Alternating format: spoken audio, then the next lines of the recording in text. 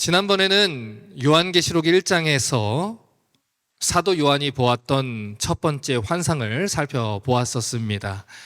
예수님의 모습을 살펴봤죠. 불꽃 같은 눈과 주석 같은 발을 가지신 분, 가슴에 금띠를 띠시고 긴 옷을 입으신 인자 같은 이의 모습이 나팔 소리 같은 큰 음성과 더불어서 요한에게 나타나셨다. 이 사실을 살펴봤습니다. 계속해서 오늘은 이 요한이 보았던 이 첫 번째 환상의 나머지 부분을 살펴보려고 하는데, 이 내용은 7 교회에게 보내는 메시지로 이루어져 있습니다. 요한계시록 1장 10절과 11절을 다시 한번 봅니다. 주의 날에 내가 성령에 감동되어 내 뒤에서 나는 나팔 소리 같은 큰 음성을 들으니 이르되 내가 보낸 것을 두루마리에 써서 에베소, 서머나, 버가모, 두아디라, 사대, 빌라델비아, 라오디게아 등 7 교회에 보내라 하시기로. 예수님이 요한에게 계시를 주시면서 장차 이루어질 일들에 대해 7 교회에 편지를 보내라 라고 이렇게 명령을 하셨어요. 오늘 사도 요한이 7 교회에게 전하는 이 메시지에 대해서 살펴보기 전에 우리가 먼저 알아야 하는 내용들이 좀 있습니다. 첫 번째로 이 계시록에 등장하는 7 교회는 실제 역사 속에 있었던 교회들이라는 거예요. 요한이 계시록을 쓸 당시에 이 로마 제국이 지배했던 소아시아 지역이라고 하는 곳이 있습니다. 오늘날 튀르키예, 예전에는 터키라고 불렀던 그 나라 서부 지역에 실제로 존재했던 교회들인데, 이 7 교회가 세워졌던 그 지역들은 그 당시 이 소아시아 지역에서 교통의 유층지라고 불리었던 그런 도시에 세워졌던 이 교회들입니다. 우리로 말하면 달라스에 있는 교회, 휴스턴에 있는 교회, 샌안토니아에 있는 교회, 이런 교회들을 얘기를 하죠. 사실 그 당시에는 이 7 교회를 제외하고도 많은 지역에 교회들이 있었어요.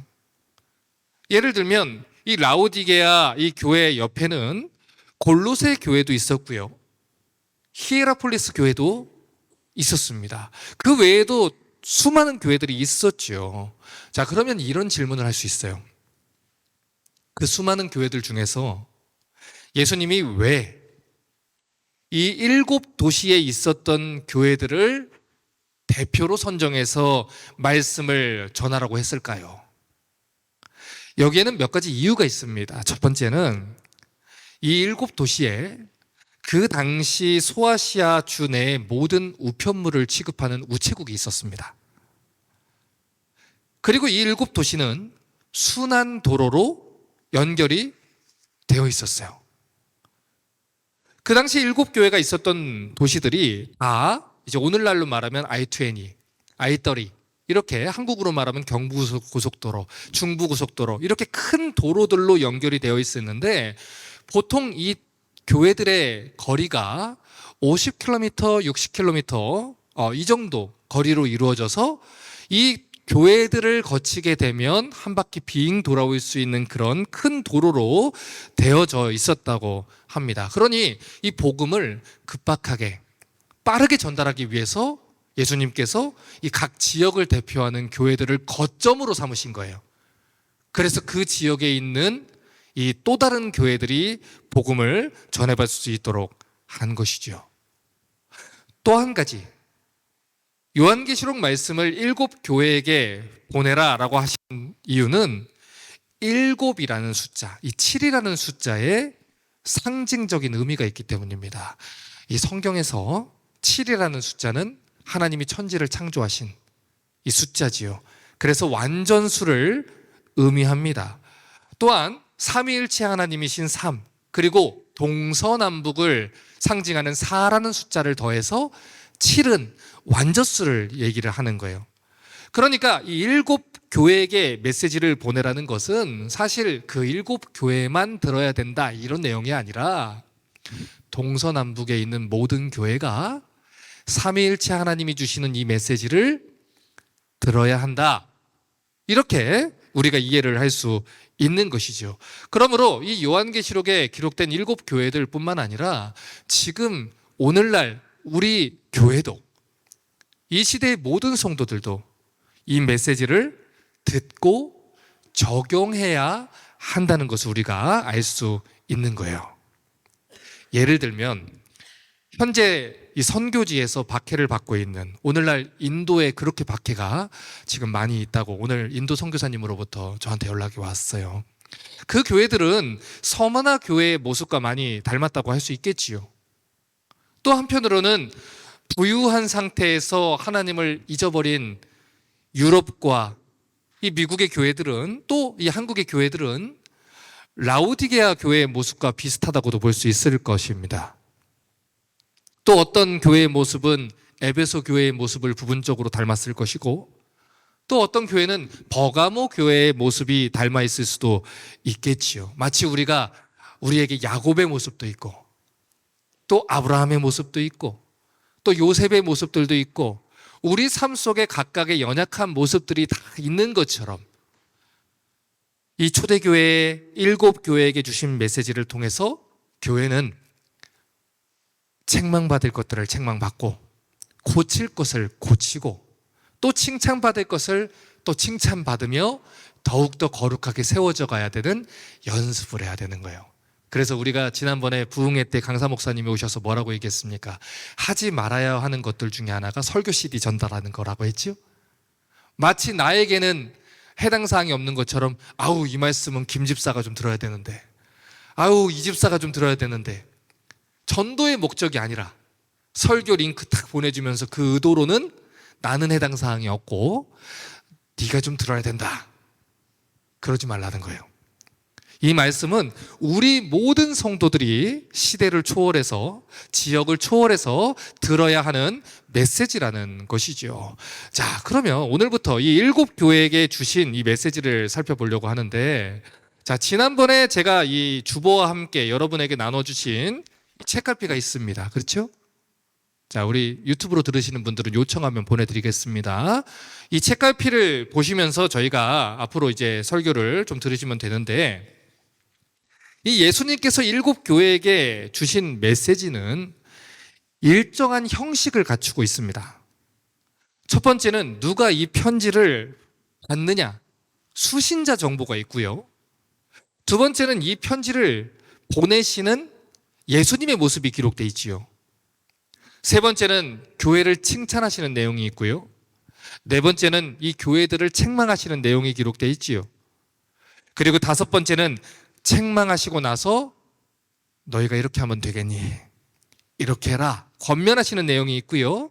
여섯 번째는 귀 있는 자는 성령이 교회에게 주시는 메시지를 들을지어다. 들어야 된다.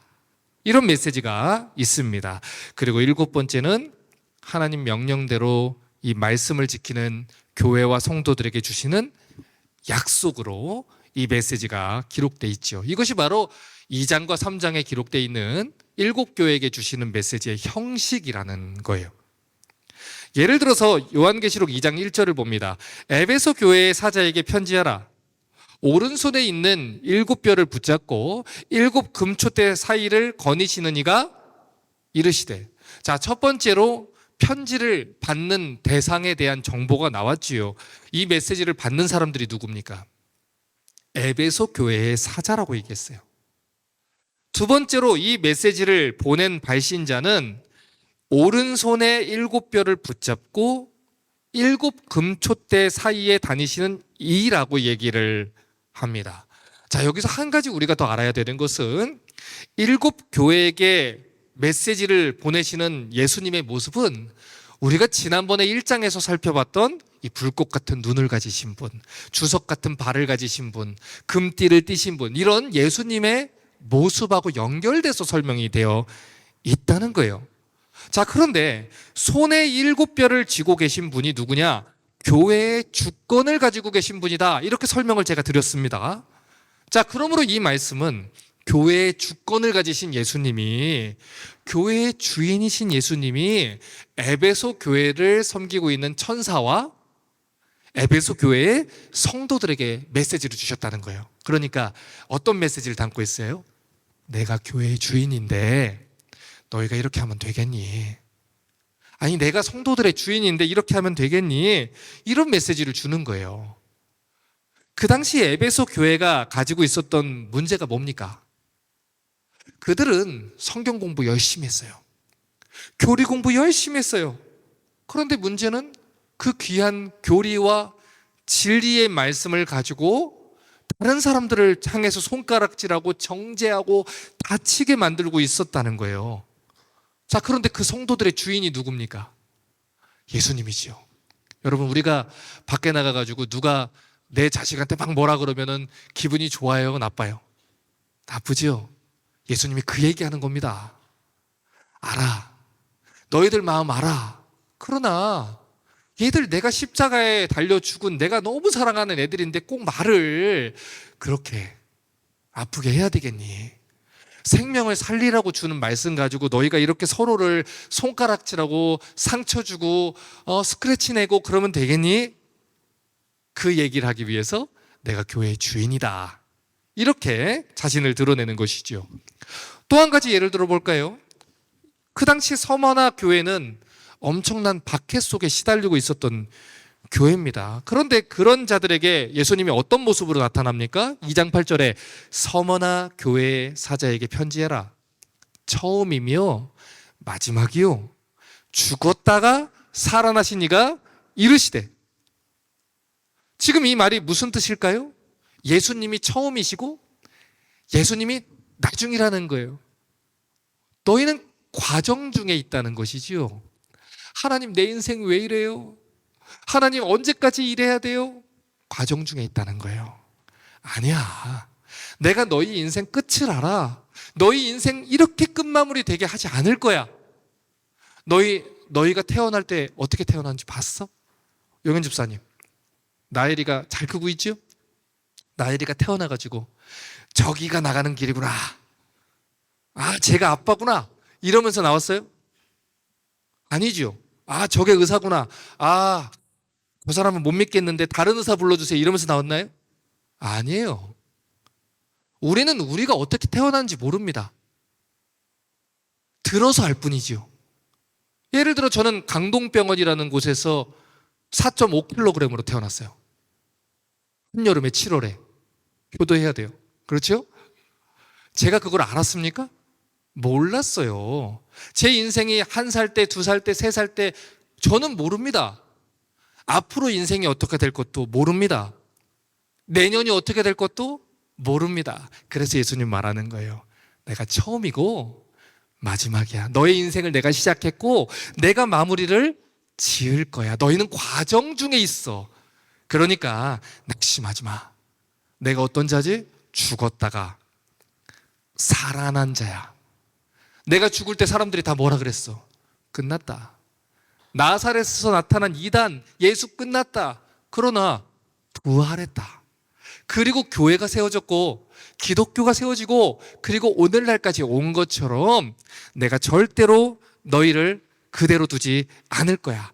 그래서 예수님께서 계속해서 격려하고 메시지를 주는 겁니다. 2절과 3절 보세요.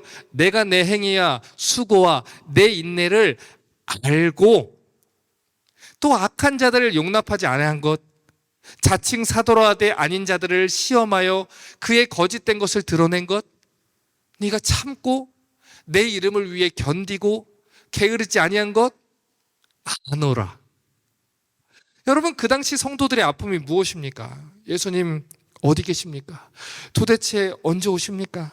내가 이렇게 예수님을 위해 박해받는 게 어리석은 거 아닙니까? 내 삶이 의미가 있습니까? 이런 의심과 질문을 하면서 이 초대교회 성도들이 하루하루 박해를 견디고 있었다는 거예요. 그런데 예수님이 뭐라고 말합니까? 내가 너희가 나 때문에 박해받은 거 알아. 인내하고 있는 거 알아. 손해보고 있는 거 알아. 예수님이 기억하고 계시다는 거예요. 우리가 믿음으로 행하는 모든 일이 헛되지 않다는 거. 힘을 내라는 거예요. 여러분, 예를 들어서 왜 성도들이 소그룹 리더나 교사로 헌신하려고 하지 않습니까? 리더가 되면요, 곧바로 무슨 약점을 잡힌 것처럼 약자가 됩니다. 카톡방에서 메시지를 해도 아무런 답변이 없어요.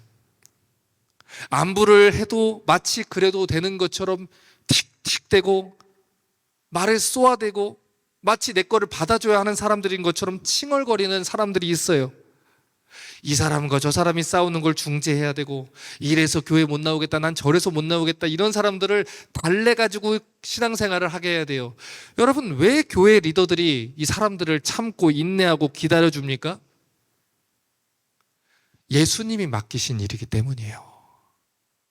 그게 예수님이 맡겨주신 소명이고 사명이기 때문이에요. 저희 교회 이번에 또 3분이나 또 교사로 헌신해 주기로 했어요.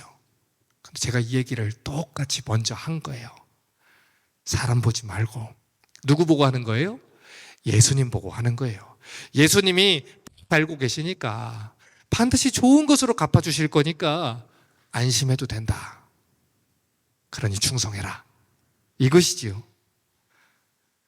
또 한 가지, 4번째 형식에는 책망이 담겨 있습니다. 2장 4절입니다. 그러나 너희가 정말 잘했어. 그러나 책망할 것이 하나 있어. 너희가 처음 사랑을 버렸느니라. 여러분, 에베소 교회 성도들은 열심히 교리 공부하고 성경 공부하고 다 열심히 했어요. 그런데 어느 순간부터 하나님을 사랑해서 하는 게 아니에요. 자기 의로움을 채우고 자기의 지적인 유흥과 만족을 위해서 하고 있었다는 것이죠. 은혜 받으려고 하는 게 아니에요. 하나님을 알기 위해서 하는 게 아니에요.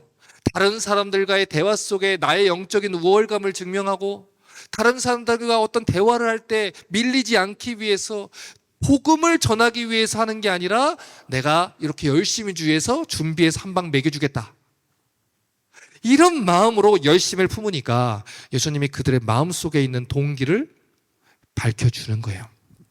너희 사랑으로 하는 거 아니야. 하나님이 말하는 사랑에는 2가지 종류가 있지요. 하나님 사랑하는 것, 그리고 또 한 가지, 이웃 사랑하는 게 있지요.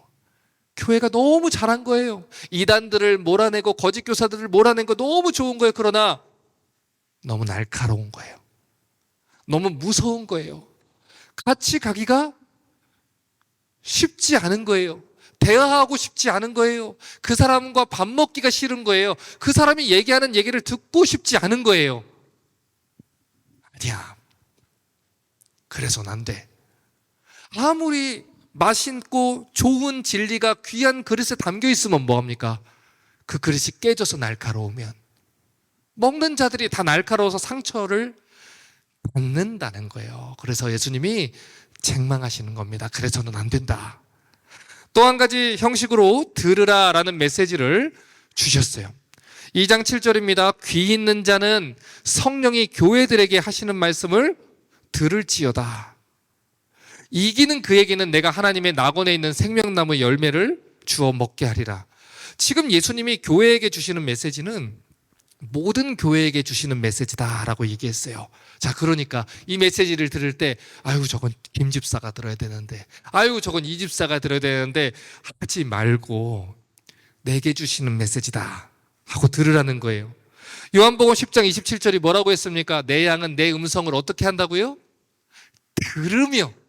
여러분, 이게 예수님 양이라는 증거예요. 우리는 커먼 그라운드가 있어요. 그렇죠? 우리는 합의점이 있어요. 그게 무엇입니까? 서로 내가 이런 거 아니야? 저런 거 아니야? 하더라도 성경이 말씀하시면 우리는 아멘하게 되어 있어요. 아멘입니까? 그게 커먼 그라운드예요.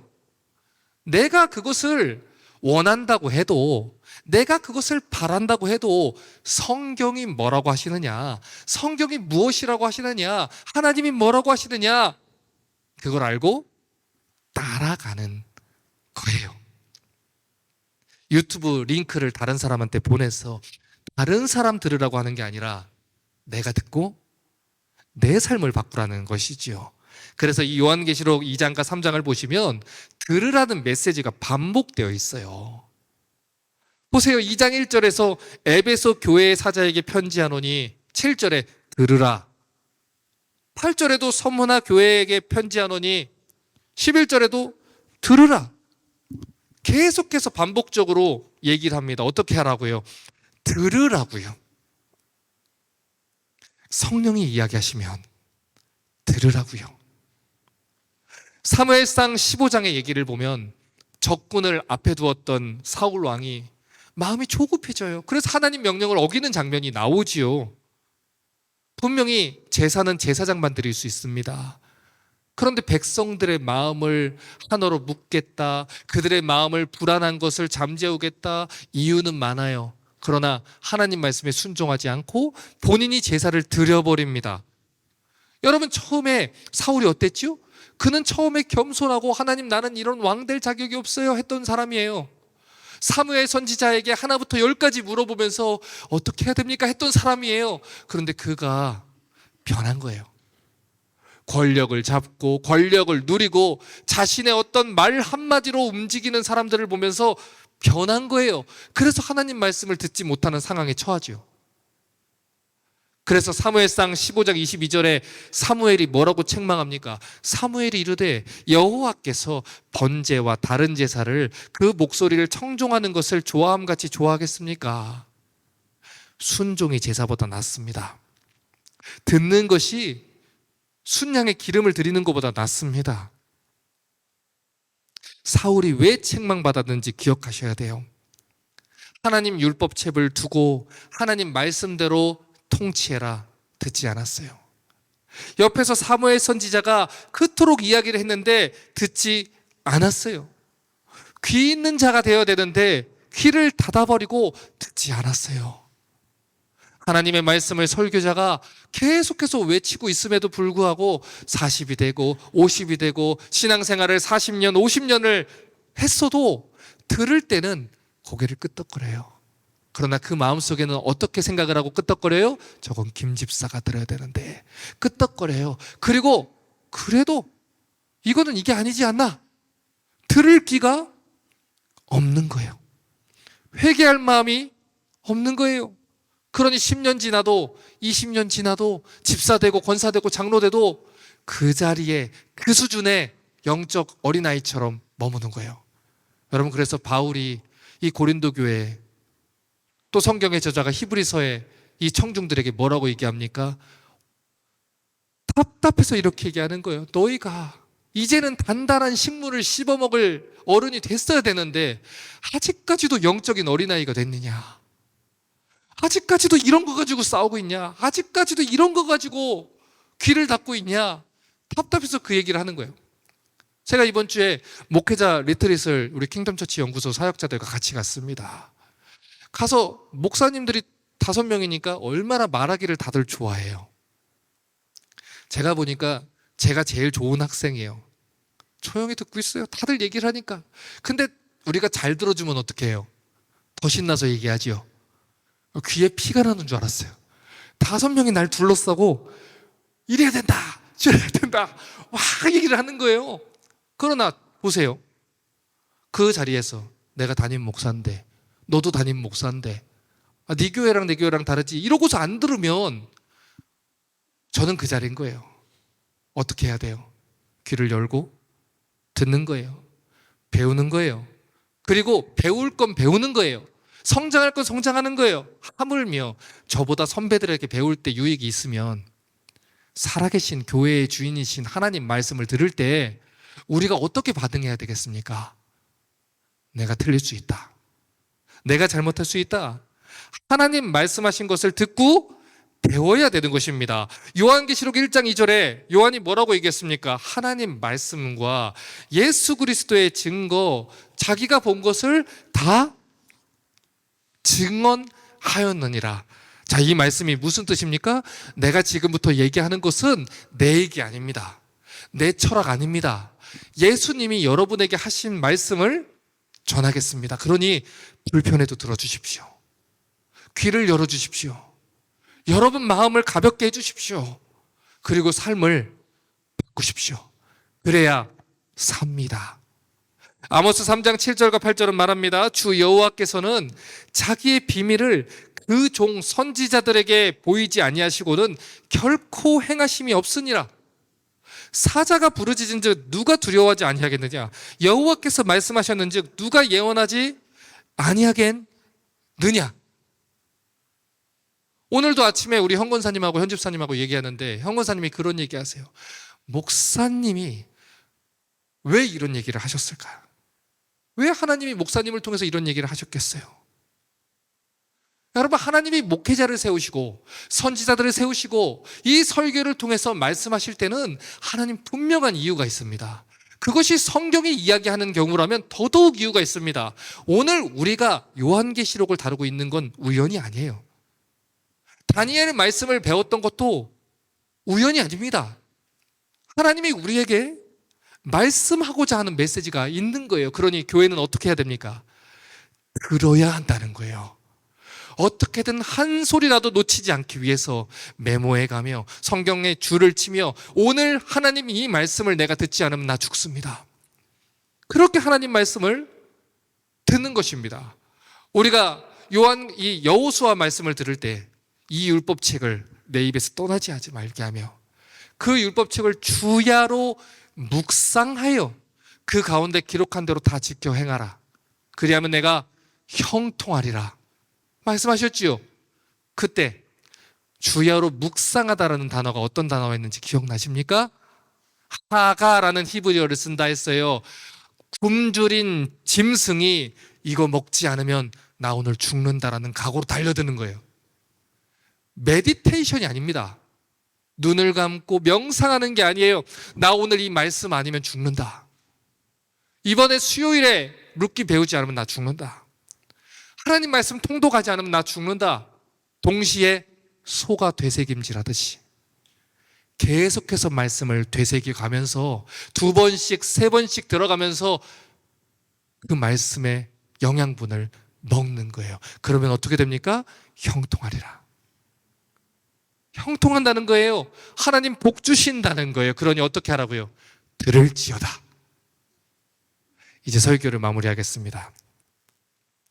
예수님이 7교회에게 주신 마지막 형식에는 약속이 주어져 있어요. 2장 7절 보십시오. 귀 있는 자는 성령이 교회들에게 하시는 말씀을 들을지어다. 이기는 그에게는 내가 하나님 낙원에 있는 생명나무의 열매를 주어 먹게 하리라. 여러분, 이기는 그에게 주시겠다고 했습니다. 여러분, 이기는 자가 누굽니까? 요한일서 5장 5절에 이렇게 말합니다. 예수께서 하나님의 아들이심을 믿는 자가 아니면 세상을 이기는 자가 누구냐?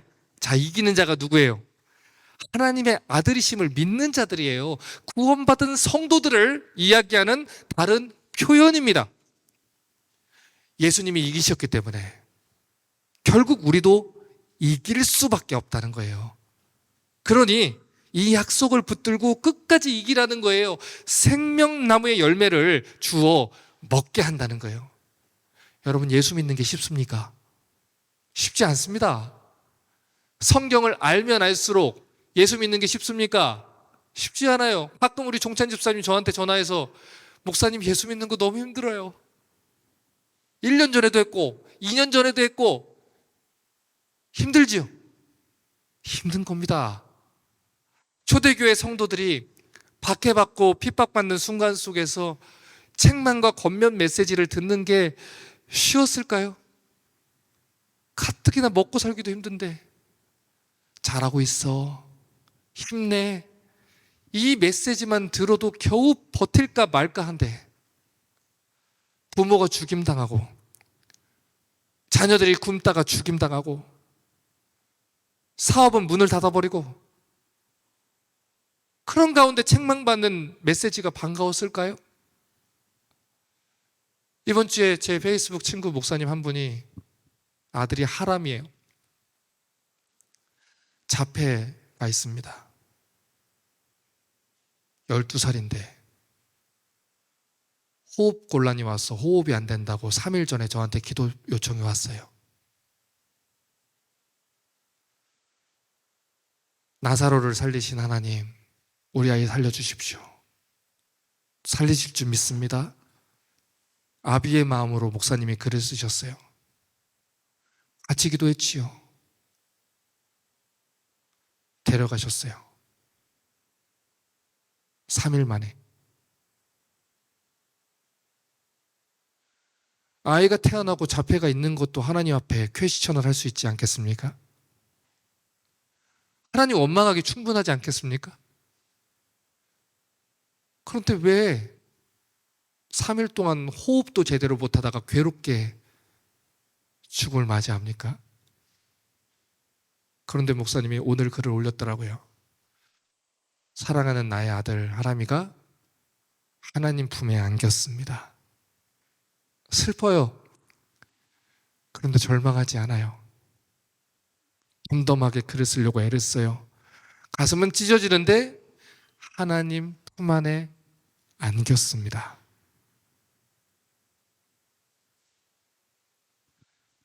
삶은 어렵습니다. 이해가 되지 않지요. 불편하지요. 눈물과 슬픔도 차오르지요. 그런 상황에서도 하나님은 여전히 옳다 라는 믿음을 가지고 말씀에 귀를 기울이는 것은 어려운 것입니다. 그러나 하나님이 약속 주셔요. 버텨라. 내가 처음이요 나중이다. 죽었다가 살아난 자다. 죽음이 끝이 아니다. 너희가 나를 안다면 올바르게 믿을 수 있을 것이고 견딜 것이다. 내가 은혜 베풀 것이다. 믿음을 부어줄 것이다. 그러니 끝까지 견디고 승리하기를. 주님의 말씀 듣고 버텨낼 수 있기를 주님의 이름으로 축원합니다.